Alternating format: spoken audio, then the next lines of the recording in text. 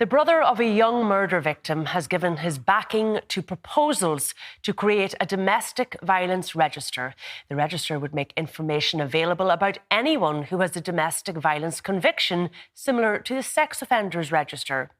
Jason Poole's sister, Jennifer, was murdered by her ex-partner in Finglas in Dublin last year. Gavin Murphy had a previous conviction for seriously assaulting an ex-girlfriend. Well, I'm joined now in studio by Jason Poole, brother of Jennifer Poole, who, as we said, was murdered last year, Sinn Féin TD Pauline Tully, and Fianna Fáil TD Jim O'Callaghan. Just to warn you, you may find parts of this conversation upsetting. And I want to start with you, Jason, and thank you for coming in to the studio to speak to us this evening about Jennifer and what she went through and the changes that you want to see in legislation off the back of the awful events that occurred in Jennifer's life. Tell me about her. What was she like? She was your baby sister. She was, yeah. Jennifer was 24 years of age and had 2 children. She was a loving, caring mother who done everything for her kids. She was part of a very close family. We did everything together as a family. She worked as a carer in the local community. She gave up her time and volunteered with summer projects and youth clubs in the community. She had empathy, you know, something that you would only expect from your sister. She loved life, she loved music, she loved to dance. She was heavily involved in her GAA club and played camogie for years as a young child growing up with her sister Claire. She was an all-rounder.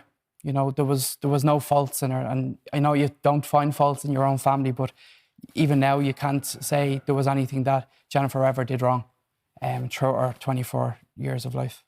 And it was only 24 years because she did meet Gavin Murphy. How did she come to meet him?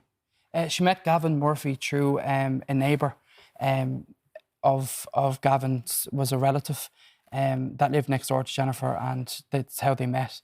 And it was through lockdown as well. So, you know, it wasn't like we'd seen very much of Gavin as a family, because Jennifer was working in a nursing home.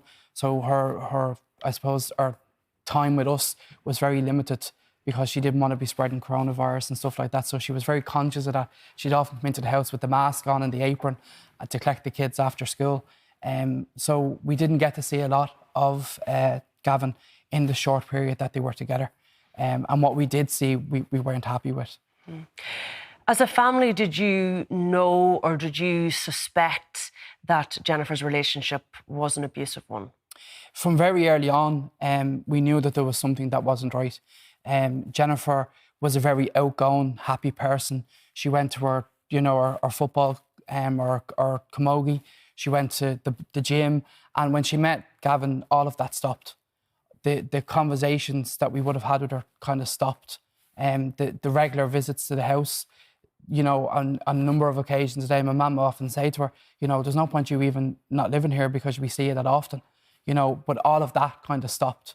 You know, the house key vanished from her car keys.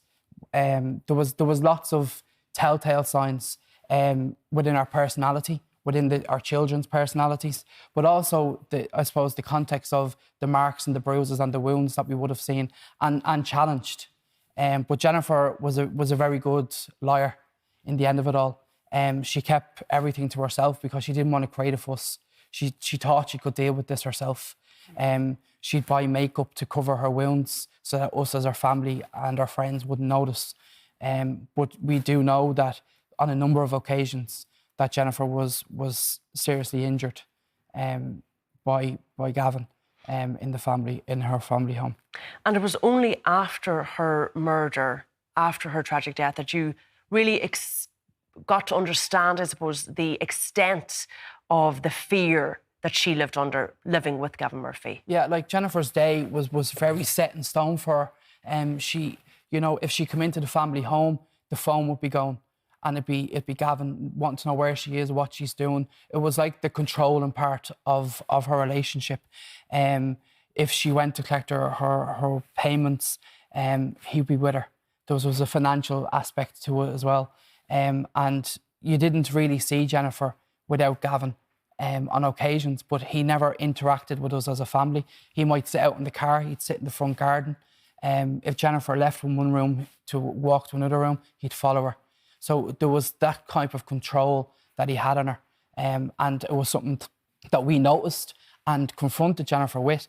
But as I said, Jennifer was a very nice person, quiet person, and kept her personal stuff to herself and didn't really share that.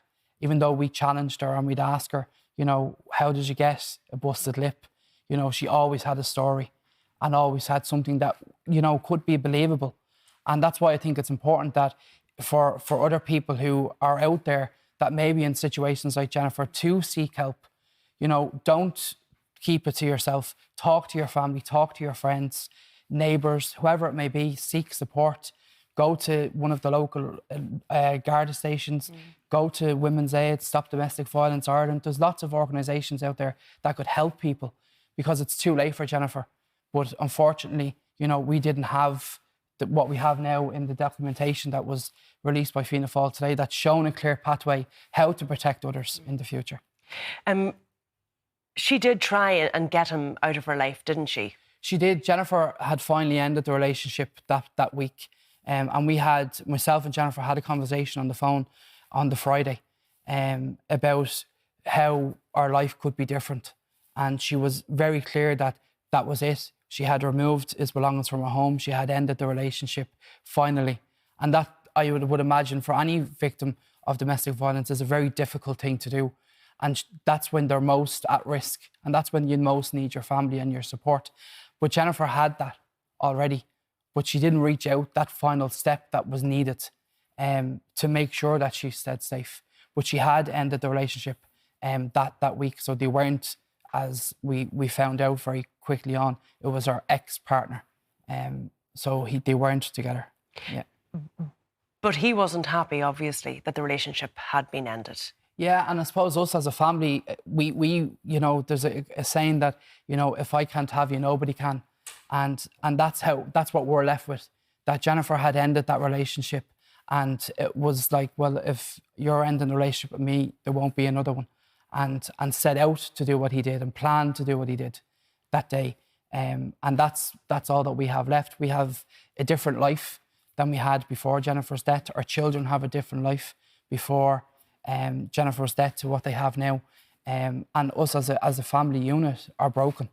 You know, and we don't want to see other families to have to go through what we're going through and will continue to go through, because Gavin may have been given a life sentence, but we also have a life sentence, one that won't have parole. We will never get Jennifer back. Her children will never see her again.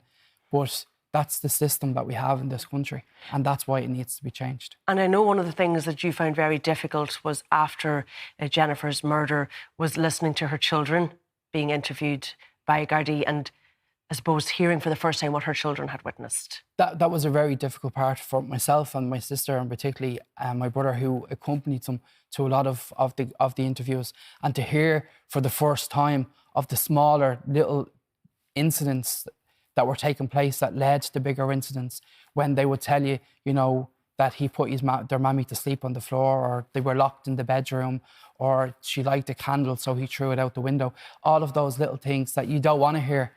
You know, but unfortunately, the children were afraid to speak because they too lived in fear of what they had witnessed.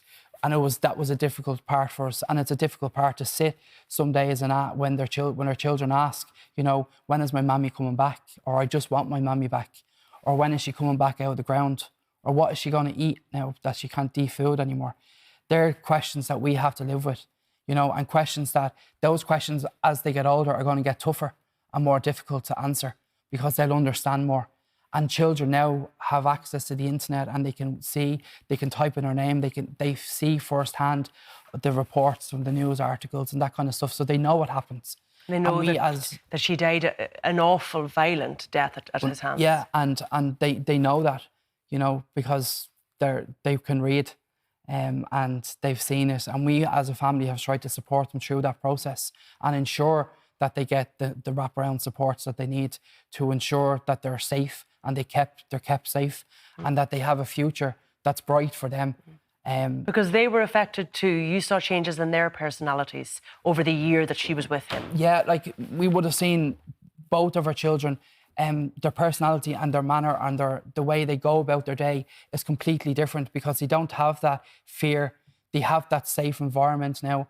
They have their bedrooms, they have their toys, they have their structure, they have their routine, they have their GAA clubs, they have their boxing clubs. They have all of the things to keep them busy and to finally be children and to have a life that they deserve. And to feel safe. And safe.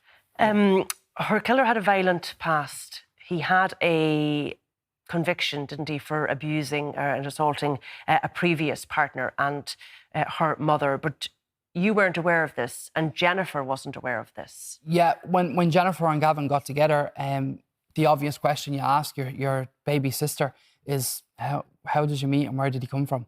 You know, a little bit like, you know, when you're on blind date or something. And she was adamant that she knew he had come from Spain, because that's the story that he told her, and it's a story that he told us.